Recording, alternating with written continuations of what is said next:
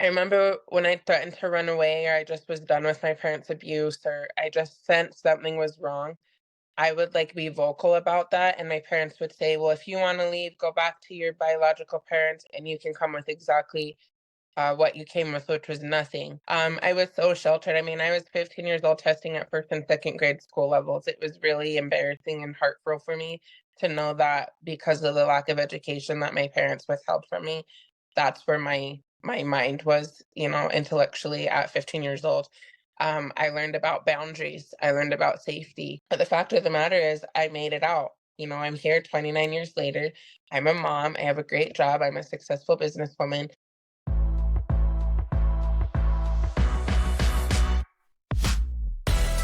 Welcome back again to another episode of the Confident Mompreneur podcast, where we talk to real women from around the globe about real life difficulties and triumphs in momhood, business, relationships, health, and more. I'm your host, Kyrie, ready to give you real actionable advice to help you become the best, most confident version of you in all areas of your life. Let's get into it.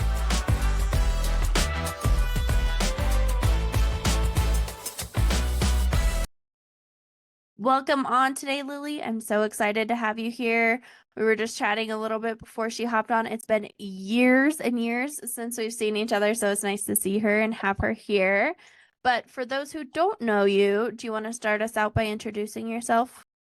Yes, my name is Lily May. I just go by like my stage name. It's my first and middle name. I was born in Kansas City, Missouri, raised in Wyoming and Montana my whole life. I'm 29 years old. I have three beautiful kids, and I have a 9 to 5 job. I love working, and I do work from home. And yeah, that's who I am. So that's just kind of like the gist before you get into all the nitty-gritty details. Yeah. So we met when I was living in Evanston, and you were staying with friends of our family, the Myers family, and so Yes. they were great and we love them. But tell us a little bit about your story and kind of how you ended up in the Myers family. So, kind of goes back to birth. I have a twin brother, and we were born to a cocaine addicted mom. Biological mom was a drug addict, just couldn't get clean. She had been into interventions and homes and stuff like that to kind of help. Nothing worked. We were the babies of 8 on her side, and so when she found out she was pregnant with me and my twin, she had already lost custody of all my other siblings, and they were in different foster homes and living with family at the time. So she kind of didn't have a choice but to give me and my twin up for adoption, just straight out from the hospital. So back in 1994, closed adoptions were normally the thing. It was just very rare to have an open adoption back then. Closed adoption means you get adopted. There's no names disclosed, very, very little details. So basically, when she was in the hospital, getting ready to have us, they gave her, when she went to the adoption agency, they gave her pamphlets of families. It just kind of talks about what they do for work, how many other kids, pets, stuff like that, and why they, want to adopt kids. So she basically picked my family from a hat.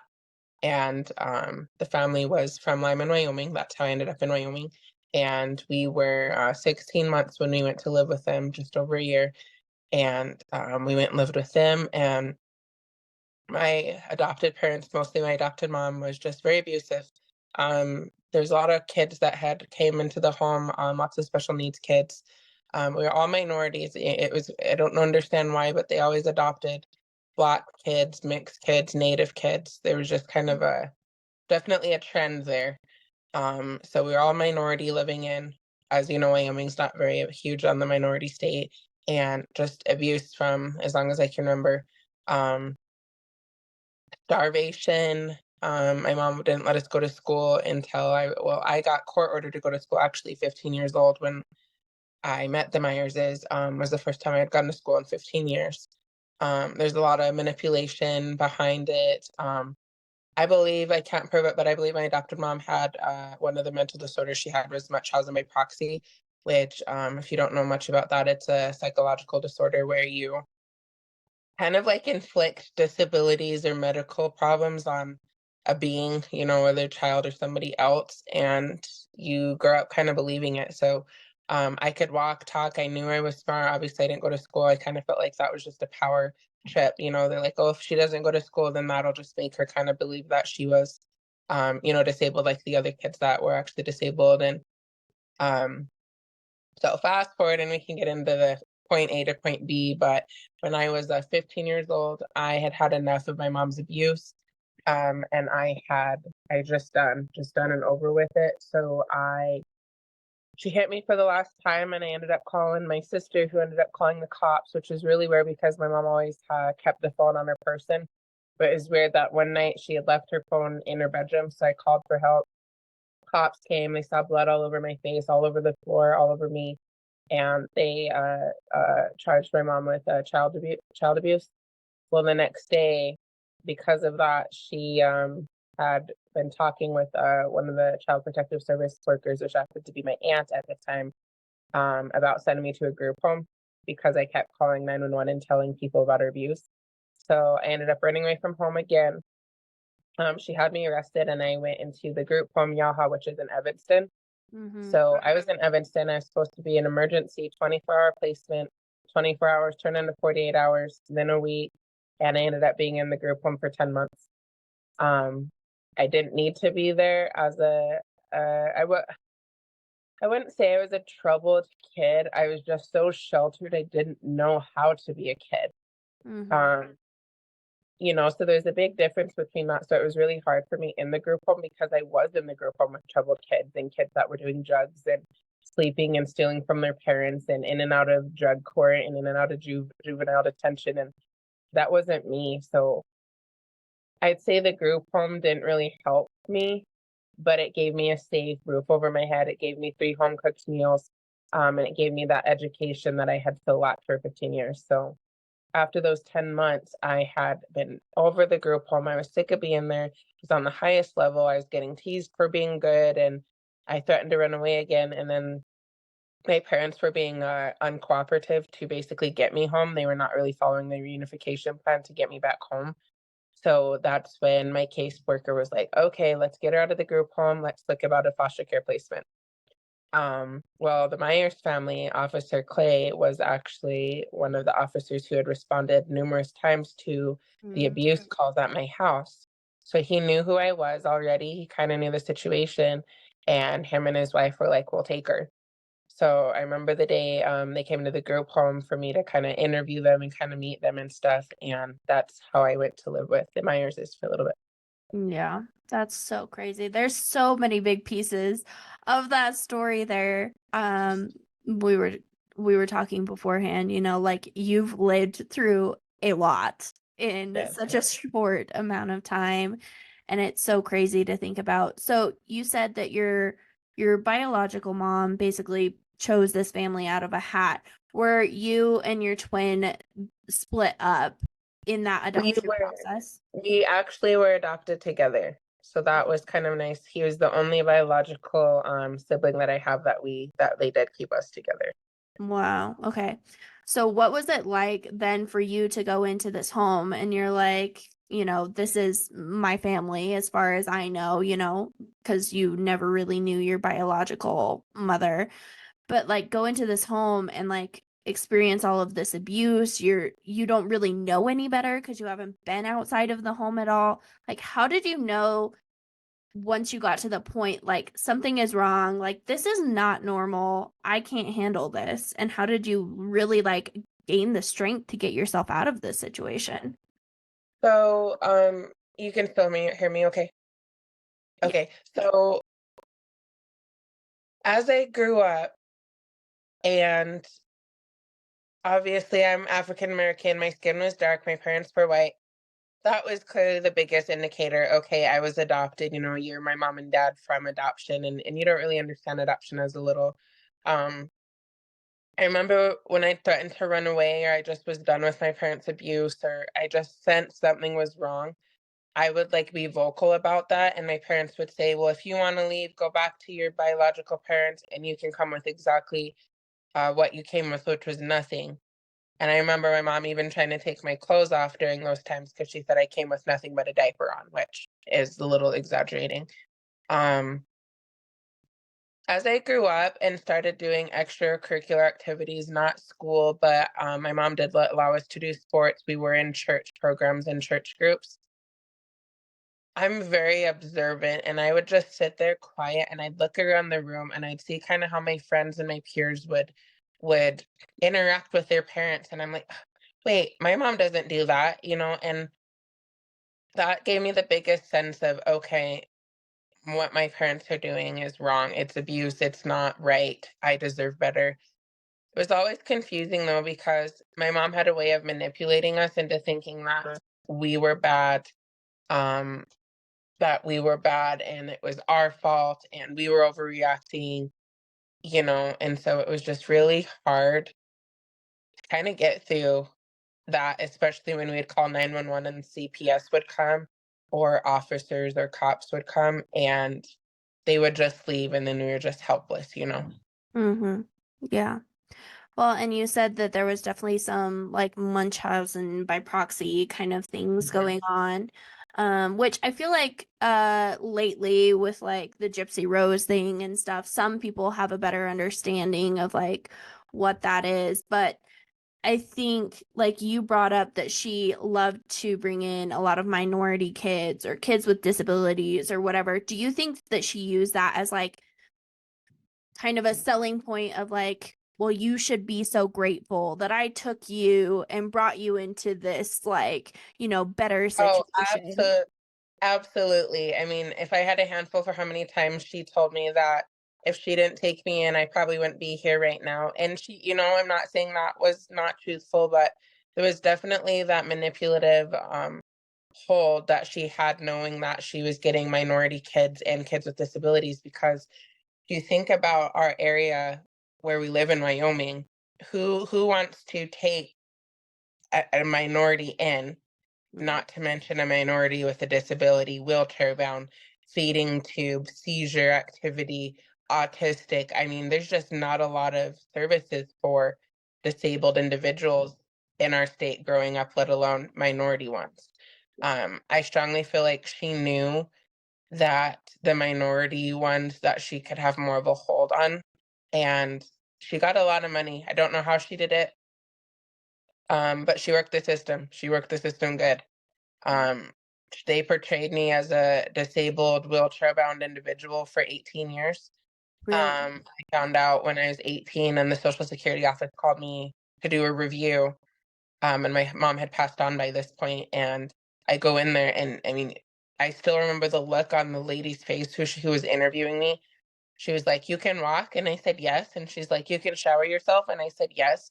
I mean, she was flabbergasted that this individual that was labeled disabled on paper for 18 years walked into the Social Security office and I was clearly not disabled.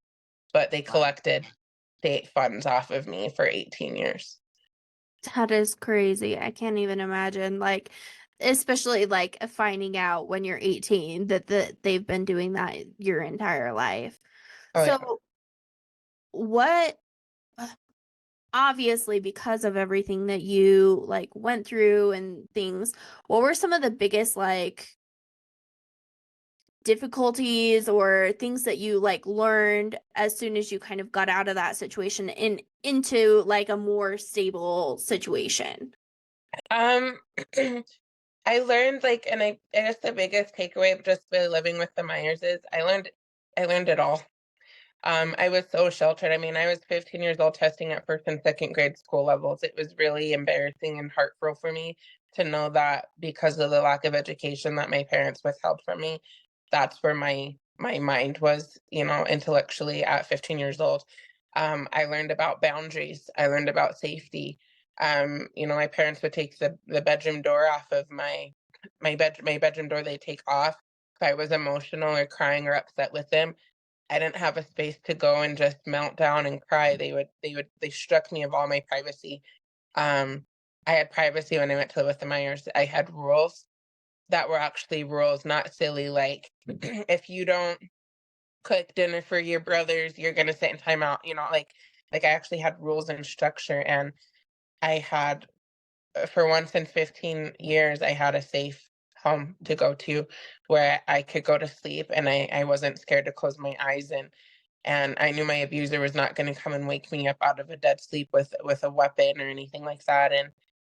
And I learned everything. I learned how to be a kid. I learned my personality came out a little bit more because, like I said, I was just such an observer with my environment because you're in fight or fight mode literally your whole childhood.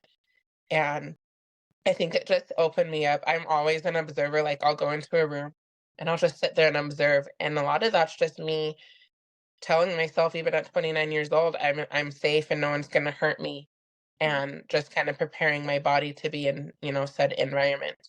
Mm-hmm. After you've gone through years and years of abuse, like your body gets like stuck into that fight or flight or mode, and it's so hard to pull yourself out of it and like, you know, re-heal those childhood wounds. Absolutely. And I'm still, even at 29, I'm still reading books. I'm still in therapy. And it's basically, I could be in therapy the rest of my life, because when you're a kid, that's when all of your learning and growth as an adult is so vital. Mm-hmm. So if you don't get that one shot as a kid and you're in fight or fight mode your whole entire childhood, that makes it tenfold and so much harder as an adult to exist, to function, to um, one of the hardest jobs I have right now is to be a mom. Not Mm-hmm. because I can't be a mom, but because that fear of turning into my mom and who my mom was. Because in my heart and my body, my muscle memory, that's all I know is the mom that she was. So it's a daily struggle, literally a daily struggle to wake up and choose not to be like her. Um, Validate my kids' feelings, let them know they have a safe space to vent those feelings out, teaching them good ways to cope with those feelings, and letting them know, if they have a problem with me, I mean, let's be honest, you put your kids in timeout, you take stuff away. I mean, those are normal problems. But it's like the big problems, like I failed as a mom if I don't create that safe space for my kids. As a parent, the best thing that you can do and the best thing that you can try to do every single day is to create a childhood for your kids that they don't have to recover from as an adult. Mm-hmm.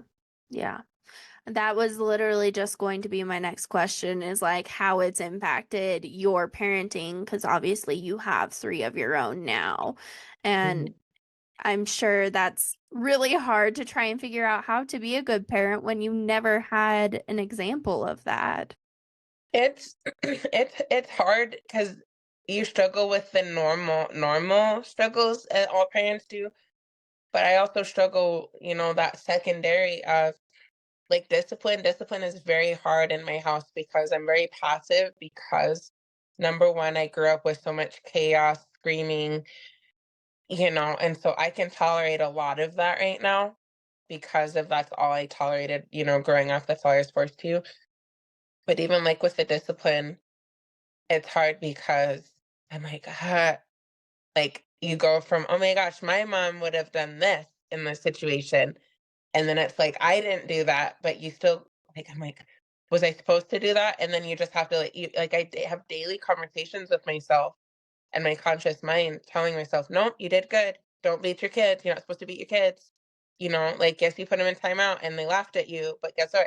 No, keep putting them in timeout, and stand Yeah. that ground. And sometimes I've caught myself even saying stuff like, you know what my mom would have done? And I'm like, no, that's not right because what she would have done was wrong. Mm-hmm. But then sometimes it makes you think like kids these days don't understand how good they have it. Because like you look at stories like me and I'm like, people are like, was it always bad? No, it wasn't. But I'd say a good 80% of my whole entire childhood was bad. And then at that point, it's like, well, what do you have to live off of? It's like even relationships, you could be in a bad, toxic relationship. Obviously, the whole relationship's not going to be bad. You might have 80% of it where it's good, but the bad outweighs the good sometimes if it's extreme enough because it does that much more damage. Mm-hmm. That's so true. Yeah. So you said like that your workers and things were trying to like reunify you with your family, right? After you had like been through a lot and obviously ran away multiple times. What do you think about the current foster care system? What are some of the issues that they have? Do you believe in reunification all the time, or do you think it should be something different? Um, I think you should always go to reunification if you can. Now, I think we have a lack of social workers and authorities and judges and officers in the field right now that do not see the signs and have the experience to make those decisions. Mhm. Um, I see it all the time. I see kids get left in bad homes and then they end up unalived. And I see kids get taken away from good parents. Um, we're putting everything out in the open. So almost 7 years ago now, actually, I lost custody of my kids because I Mm. was in a domestic violence relationship. Mhm. They took my kids because of the domestic violence relationship. I didn't hurt my kids. I had a house, my own place, a really good job, but I didn't have a support system. That was a red flag. I was a minority. That was another red flag. Mm. And I just felt so wronged and so profiled because of I had tried so hard not to continue that cycle with, my adopted family and my biological family. And I was so mad at CPS and I was so mad. And I'm like, because I didn't want to be the statistic. I didn't want to be the statistic of somebody Yeah. that repeated the cycle. And how I got through that was I was like, I had to just like push my life on pause. And I'm like, you know what? My biological mom gave me up. She didn't want me. My adopted mom gave me up. She didn't want me. I said, I lost my kids, not because I didn't want them, not because of anything, because of the state and how they, mishandled in the situation. But I said, how can I stand out in this situation? And I said, I want my kids. I fought for my kids. I went through their parenting class. I went through all of the hoops, and my case was closed within 4 months. Okay. And I look back at what I did, even though I was wronged.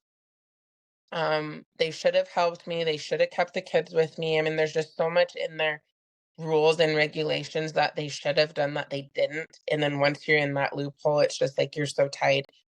It's more exhausting and financially straining to fight the system than to just do XYZ to get your children back in your arms. Yeah. And I look back and I was like, my parents never did that. I just look back at how much my parents didn't do to reunify with me. And Mhm. all I wanted was my kids. I was mad at the cops. I was mad at CPS. I was mad at the person who'd put his hands on me that hurt me because I'm like, because, I was in a domestic violence relationship because of why, again, that repeating cycle of we do what we know. All I saw was a toxic, abusive relationship with my parents. All they did is abuse me and create toxic and chaos. That's all my body, that's all my heart, mind, and soul had ever known. And it's so sad because there's so many out there like me. So Mhm. many out there that get stuck in those, abusive relationships and it could just like not even think about my whole childhood was abusive. All it takes is one abusive moment and you're stuck in that trauma bond or that toxic. You're not sure if it's love or not love. Mhm. To be honest with you, I think a lot of people don't know what love is. I think we use that word too loosely anymore. I remember I wasn't allowed to go to bed until I told my parents good night, I loved you every single night. As the older I got and the more the abuse happened and the more I ran away, I was stubborn. I'd stand outside their bedroom door refusing to tell them I loved them. I'd look, it would be like 1, 2 o'clock in the morning. I'm still standing there because I'm like, in my heart, I'm like, that's not love. You don't hurt the people you love. That is a phrase I ran through my mind my whole entire childhood was, You don't hurt the people you love. So you're telling me you love me, but you just got done hurting me. Well, then you get in domestic violence relationships Mhm. because the people are hurting you, but they're telling you they love you, and that's all you've heard, and that's all you know. And so coming back to the system, I think there's a lot of things wrong with the system. I live in Montana currently, and we have one of the highest rated number of kids in the foster care system. It's wrong. It's wrong. It's hurtful. It's sick. It's sad. We need to do better at, instead of taking kids, getting those resources in the home. because just like me, I didn't know any better because that's all I had known. Nobody came, and I didn't have the therapy, I didn't have the healing or the growth to know hurting people isn't okay. It's not normal and you deserve more. I didn't have those tools. Mm-hmm. So I think instead of taking kids in regards to unification, we need to assess the situation. Obviously, if one of the parents is dangerous, then do what you need to do in that situation. But I think there was a lot more that they could have done. I think I could have gotten placed with family, and I didn't. That was just a loophole. When I was 15 years old, I went to live with the Myers, and don't get me wrong, best thing that ever happened to me, but there was just a lot of things broken with the system then and even now. It makes my heart sick when you see all these little babies return to their homes and they're unalived by their parents. Mm-hmm. And then you see kids get taken away from good parents. I lived it. I'm exhibit A of that. And it hurts. And so that's why I'm trying to use my platform as an advocacy for many realms, because not only have I been a child in the system, I dealt with getting my own children taken away. I've kind of dealt with all realms of the system in the middle as a child, and as the adult part of the system. I've dealt with the officers. I just think they're not trained properly on how to handle certain situations. And my biggest takeaway is if you're an adult, church leader, school teacher, coach, anything that has close proximity with the child, you should learn the signs of abuse. I look back and I'm like, it would have helped me so much if teachers or coaches or something would have done more, would have said more, and they didn't. And if you think about it, children don't have a voice. We need adults to be our voice. Yeah, that is so true and so important. What would you say those people should look out for? What are some of the top like 2 or 3 signs that they should be looking at? This is kind of nonchalant, but they're really happy kids. Mm. Um, oh my gosh, I was so excited to get out of my house and go to basketball practice. You would have never known by the smile on my face and being happy and ecstatic to be out of my abusive home and at the basketball court with my friends running, doing all of that. You would never known that I had just got done getting beat or I didn't eat anything that day or anything, because I always had a smile on my face. And I've had a lot of adults throughout, me sharing my story and stuff, and they're like, "Oh, we had no idea. You guys were always smiling and you guys were always so happy." And like, that's what you got to look out for. Um, Another thing, I think that socially awkwardness, because that socially awkwardness comes with the fear of who can I trust? Does anybody care what happened to me today, or are they just happy that I'm here on the team, part of the organization? I was very socially awkward, very, because I didn't know how to interact with my peers, because that comes from early on. That's why if you're a mom, I highly recommend you get your kids around peers and stuff as soon as you can so they know how to interact and engage. And you're gonna have your shy kids and your extrovert kids anyways, but just that first initial peer relations, I think that is just so important from, an early age on, and I didn't have that. I had a lot of like the History Channel, a lot of like Oprah. We were not allowed to watch anything over G-rated movies and stuff. So just that socially awkwardness, I think you need to watch for. And there was some adults that did open up to me and I did start trusting. And then it's like the second I told them what was going on, they went and told my parents, and then that kind of got me in more trouble. Mm. And I think adults need to kind of understand, and you got to play your cards right. Like, if I take this to the mom, something that she just brought to my attention, and if there's not that resource to back up what this little girl just told me, am I going to be putting that little girl in a more dangerous situation, or am I going to be helping her? Mm. And, you know, Yeah, those are all really good points. What does community now mean to you? Because I feel like you didn't have any sort of sense of community, like you weren't, out with, friends very often. You didn't get to be a part of the community. Like your heritage community was very much taken away from you, like you didn't have any connections to that part. Like, what does community mean to you, and what does like family mean to you now? Community is really important. So I'm very extrovert. I'm so involved, in the community as long as I'm able to. Like I said, I do have 3 kids that in a job that keep me busy, but I like being a part of the community because it makes me feel like I belong. Um, and it's good to like have those female relations to talk to and peers and other working moms and stuff like that. Um, it's definitely something I wish I had growing up. I had my church community that was a little bit more forced. And then like my family life, like there's no instruction manual that comes with being a person. There's no instruction manual that comes with being a mom, a wife, or any of that, and I think at the end of the day, if you can look back and say, you know what, I tried my best today, wasn't perfect, made some mistakes, learn from those mistakes, grow from them, and really invest in yourself. And I need to do a better job at investing in myself.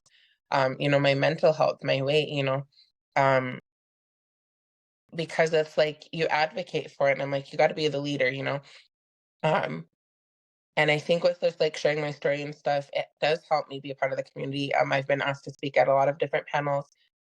Just a few weeks ago, I was asked to speak at, it was Black History Month, so I was asked to speak about, being a Black woman in the state of Montana, as a minority, and that was really exciting for me. And I had such a great time sharing my story and stuff because I think a lot of people judge being a minority.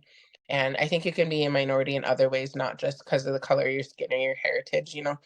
Um, and so I think that kind of helps me, be a part of the community. And then just as a mom, it's so nice sometimes to call my mom friends and like, we go through the same struggles and the kids are like the same. I'm like, okay, it's not just my kids.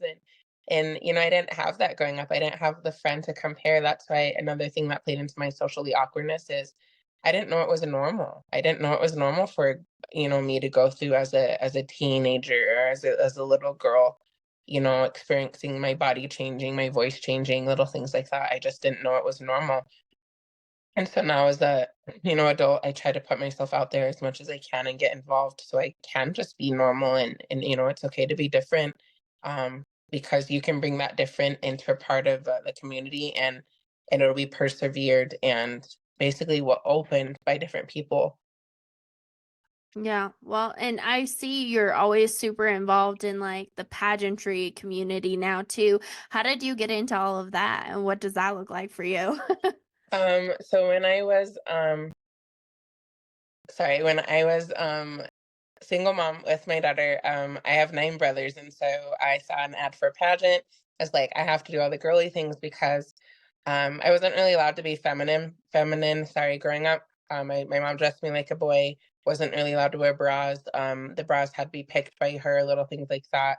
Couldn't wear any color, stuff like that. So she just stripped me all from being that girl, being that feminine coming out of me. So I saw an ad for a pageant and entered my daughter. She won, and we went to state, and she won, and then we went to Worlds, and I've just been Mhm. hooked ever since, 10 years later, and it gave me, like, a purpose to be involved in something that I was really good at and passionate about because my whole life I was told I was stupid, and I was a retard, and I was dumb, and I'd never make anything for myself.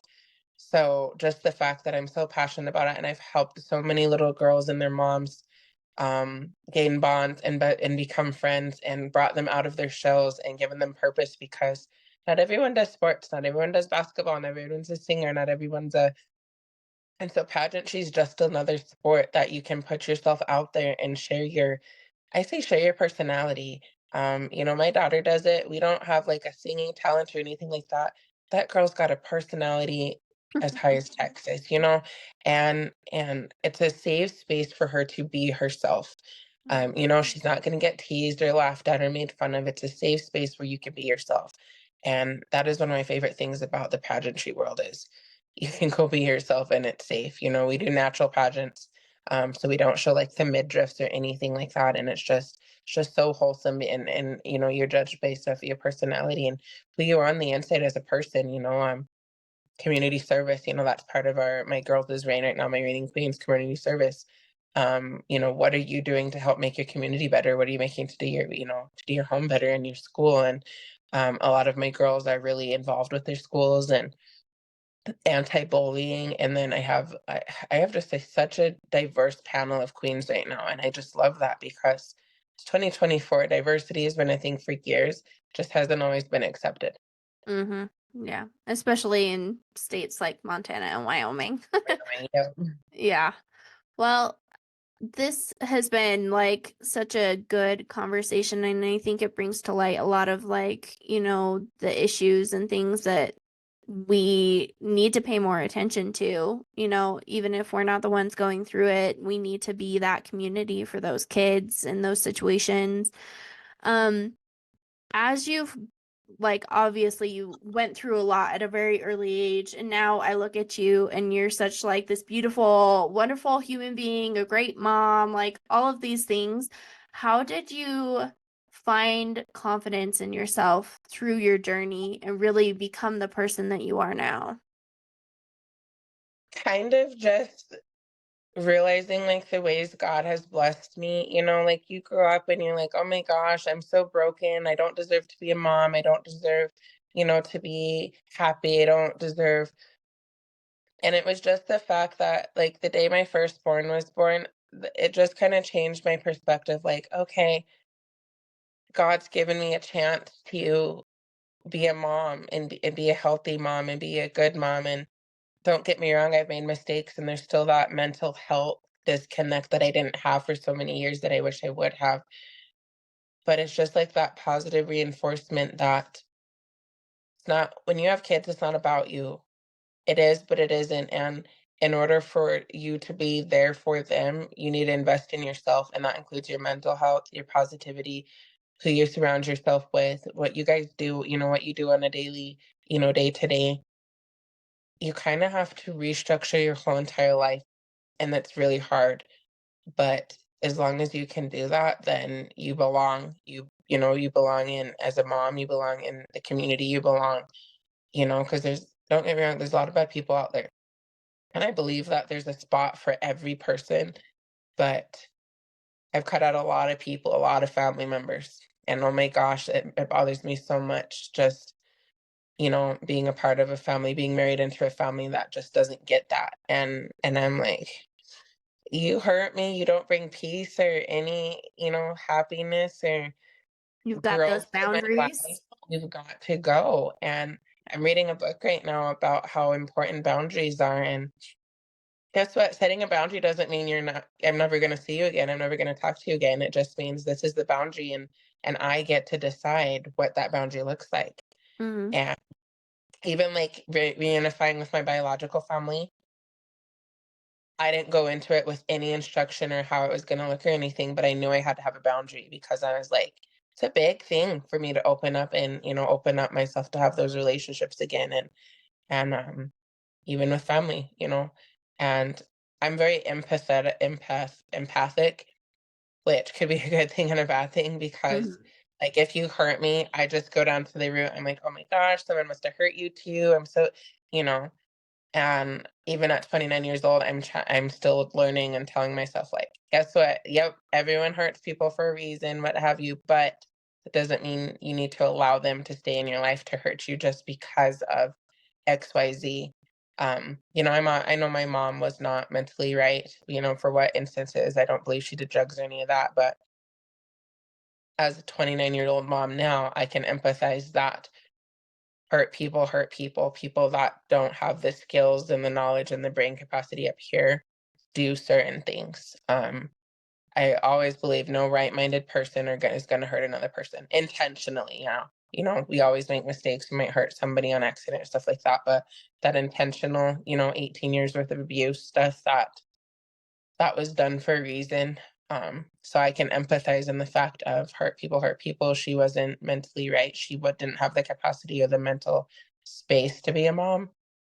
Fortunately, a lot of us had to suffer because of that. But as like now as a mom, I can invest in myself in the mental health care, going to the gym, getting breath fresh air, having patience and tolerance. So I can number one teach that and help my kids take that onto their relationships and kids and stuff moving on. But just so I can be that advocate that you need to invest in yourself, even if you had a bad life and it wasn't your fault. Yeah.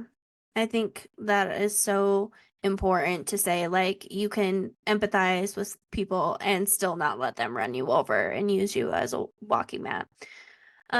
You brought up your, like, relationship with your family members. What was that like? Did you keep in contact with your other adopted siblings, your twin? Have you reached out to your bio family? Like, did that all look like to you after, like, going through a ton of stuff? So I've always stayed in contact with my adopted siblings. Like I said, we all grew up in the same home. We all kind of witnessed the same stuff. Mhm. Um, Biggest takeaway from that is I use the analogy like you could have two people and they're in a car and they get in a car accident and one person can walk away with a lot of trauma and not want to get in the car again. And then that second person can get in a car the next day and have very minimal or no trauma from it. And Mhm. that's kind of how I explain that, the same situation with my siblings. We all walked away from it. We all got different aspects of it. I think it was a little bit more harder for me because I was the only one that did get sent away that went through the group home and stuff like that. But we all took different things from it. So that has definitely paved the way and, the relationships I still have with my adopted family because I have had to cut some of my family members off. I cut my twin off for more reasons, but he was one of the ones that hurt me. That goes back to that empathize. Like I know he hurt me because someone was hurting him. But as an adult, I just wanted that kind of like apology slash closer, like, hey, I'm sorry, I shouldn't have done that. And I didn't really get that. And in order for me to heal, and I'm healing. But guess what? If you're not healing, I don't want you a part of my life. I don't, Mhm. especially with my kids. And then um so I still have a relationship with most of my other adopted siblings, including the ones that are special needs. I FaceTime them regularly and stuff like that as long as I can. And my biological family, that's a whole another call. It's a lot, and I have mixed feelings for my biological mom. When I found them, she was still using, and it bothered me. Um, that relationship was she just jumped on and was like, "Oh my gosh, my baby girl, I love you." And I'm like, "You gotta slow your roll. Like you gave Mhm. birth to me, but you're not my mom." Um, and then I think I just had mixed feelings because you grow up hating your biological family so much because it's like, you gave me up, you didn't want me, and then you gave me to other people that didn't want me. Mhm. And so my biological dad was very open and transparent and honest the whole entire time, and I think I respect him so much for that. We have a very good relationship. We talk on a daily. He's met the kids. He's a really good grandpa. He reaches out and stuff. We're 16 hours apart, so it's not, it's probably been almost 2 years since I've physically seen him, but with my biological mom and I have siblings and stuff. And it's kind of hard because I have siblings I'll probably never meet. I have siblings that haven't made the best choices. But if you think about it, we all were in the same spot at one point. We got taken away or were forced to leave our biological parents. And Mhm. sad, so I can empathize with them. But that boundary, I also can say, "Hey, you know what? Yep, we all got taken away, but guess what? This is what I'm doing with my life, and I'm healing, and I'm growing, and I'm moving forward. You're not. So I love you. You're my biological sibling. I'm here if you need, but I'm going this way and you're going that way. So if you're going that way, I don't want we're not going to be on the same path." Mhm. Um, so it's kind of tricky. Like I have definitely have mommy issues and I'm working on that bad. Um, 'Cause it hurts, as a parent. And again, I just keep reading all this stuff I'm learning in listening podcasts of we're born to have that connection with our parents, whether their parents are good, bad, or evil, we're born to have that connection. And we don't know that it's a bad connection until we're older. If our parents are mean and they are abusive and they are toxic, we don't know because that's our brains aren't big enough to know until we get older. So it bothers me that the connection I had with my moms was just bad. And, like I have friends and they'll call their moms, they do mani pedis or, when I got married, I'm like, my mom wasn't there to, help me pick out my wedding dress or to go get a pedicure with or any of that. I didn't have that mom with me and that hurts. But I also use that to fuel to make sure that I'm there. I'm that mom for my daughter, you Yeah. know. Well, and it's kind of cool just like listening to you that you kind of, as hard as it is struggling through those issues and like trying to learn how to be a parent, you also kind of get the beauty of reparenting yourself through that relationship with your daughter, like allowing her to do the pageants and to do the things that you were never allowed to do, and to be that parent that's empathetic and understanding and obviously not abusive. And so I think it's beautiful that you've gone through, you've seen, and been through some really horrible, bad things, but now you're taking that and turning it into a beautiful message that you're spreading on every platform in every way, and you get to raise, three beautiful children along the way. Absolutely. And sometimes you look back and it's like, oh, how did I get through all that? Mm-hmm. And sometimes I'll tell my story so nonchalant, or I won't be crying and stuff like that. And I'm like, is there something wrong with me? Or have I just accepted the fact it happened to me? There's nothing I can do about it. Yes, it hurts. I will still cry about moments. I will still struggle. But the fact of the matter is, I made it out. I'm here 29 years later. I'm a mom. I have a great job. I'm a successful businesswoman. I do use my platforms. And I remember when I first started sharing my story, and I had some family members reach out, and they're like, why are you doing that? And why are you sharing your story? And don't say that. And I'm like, you know what? This is my story. Okay. It's not your story. If you were a bad guy in my story, that's on you. Okay. Mm-hmm. If you're a good guy in my story now, then great. We've made amends and you're a good person now. But guess what? You're a bad person in my story at one point in time. Don't come at me and tell me not to share my story. And I think that just speaks wonders if you knew how much I was forced to sweep everything under the rug, all the nitty-gritty details and all the abuse. And it was just like, Mom, I remember my parents could give me that look like, don't you dare tell anybody. And it would just sweep under the rug, stuff under the rug. So even now at 29 years older, I'm unsweeping all of this trauma and all of this stuff out from underneath the rug, and healing and therapy and whatnot. And it's a lot easier for me to sweep it out under the rug now that I have the tools and the growth and the healing. And I am so nonchalant. I'm like, oh yeah, I remember when that happened. Let's put it out. Recognize that it was wrong. My therapist has helped a ton with. She's like, is there anything you could have done differently in that situation? And it's crazy. A lot of the answer is no. Do you want to know why the answer is no? Because I was a child. Yeah. There was nothing I should have done in that situation. I was a child, I was in fight or fight mode. I shouldn't have had to protect myself from my parents. Yeah. And I think in today's world, people just need to understand that sometimes the devil is the people that are taking care of you. Mm-hmm. I think that's so funny that you say it that way, like that you're so nonchalant, because I feel like anybody that's been through like those big T traumas, especially like a complex trauma that like happens a lot over a long period of time.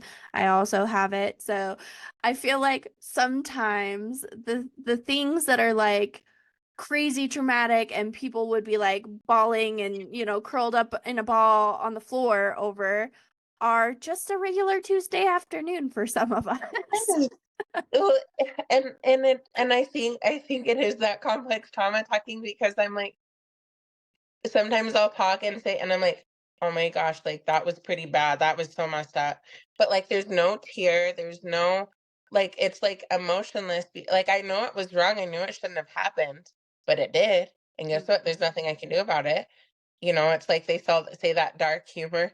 I'm not Oh, like I have that, dark humor. So. but I'm like, what can I do about it? Yeah, my mom was evil. My dad knew about it. My dad allowed it to happen. Um, I was assaulted. I was just reading a book last night about all the levels of trauma. Girl, I've experienced them all: physical, emotional, sexual, financial. I was reading about the financial trauma, and that one is a huge, and I think, to be honest with you, I think a lot of relationships struggle with that financial trauma. The Even in today's day and age where it's 2024 and people think the wife needs to sit at home and work and then the man controls the money. It's financial trauma. Mm-hmm. Like, that's not right. If I'm a woman, I want to work and I want to bring my own money, I should be allowed to. Just like if I don't want to work, I should be, allowed to quit. And, the gender roles thing is a huge thing right now. But I think, again, that's just so important to recognize these. as I'm raising my kids. They're all at different ages right now. That way they know what's okay and what's not okay. Like, my daughter knows if she wants to be a stay-at-home mom. Obviously, I'm going to encourage college, a degree and stuff like that. If she wants to be a stay-at-home mom, there's nothing wrong with being a stay-at-home mom. And, I'm going to teach you how to be a mom, cook and clean. And even my boys have chores. I mean, Anchor's little, he's 3, but my 7-year-old has chores, and sometimes he fights me. But I've been in relationships with men before where they don't know what to do. They're taking their laundry to their mom's house. And I'm like, Mm, that's not going to be my kid. My son is going to be able to know how to help his wife with the laundry, help his wife with the house chores, and switch out the gender role if need be. yeah. Well, I'm so proud of you and how far you've come, just like since I knew you when we were teenagers. And I think your story is so important, and it's amazing that you're putting it out there so that other people can learn from it, because I know it's not easy, especially when you have the backlash from the people around you. Where do we find you? What are all your platforms? What have you got going on? Tell us all the things. So I'm on all, well, not all, but I'm on Instagram, Lily May, Facebook, Lily May. I'm also on TikTok, Lily May 4111. I didn't get to choose the number after that. My Instagram handle is I am Lily May. I'm also on YouTube. I'm starting more to post on YouTube. I'm gonna try to kind of start like not like a podcast, but more of like a story, like discussion type, sharing my story, because there's just so many bits and pieces that can help on different levels, like the foster care. I could just talk about foster care, or I could just talk about relationships or biracial children and stuff like that. So I'm working on a project with YouTube right now, and then just open to events. I just finished speaking for the Black American History Month in February at an event. And I'm going to be working on a page so I can get like my information on there for speaking events. I did apply for TEDx. I don't know who TEDx is. I Yeah. did not get in, but I'm going to keep trying because I just have huge faith that I'm supposed to be on a stage one day sharing my story, near and far. And it's my own story and it's powerful. And I'm writing a book, and I actually have been published in magazines and articles too, and I can send you that. But my memoir is Changing Flowers. My biological name was Jasmine, and my adopted name was Lily. So the memoir and the title of my Mm. book is Changing Flowers. I love that. That's so cool and so unique. I'm excited to read it when it comes out.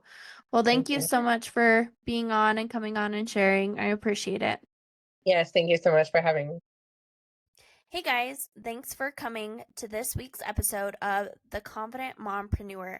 If you loved today's episode, let us know, share to your stories and tag us, send to your friends, give us a rating, all of the things, and make sure to check out our guests and follow them on all of the links that we listed above. If you're looking for me, you can always find me at The Confident Mompreneur, and you can also check it out www.theconfidentpost.com for a blog relating to today's episode. I am so happy you're here, and I hope to see you again next week.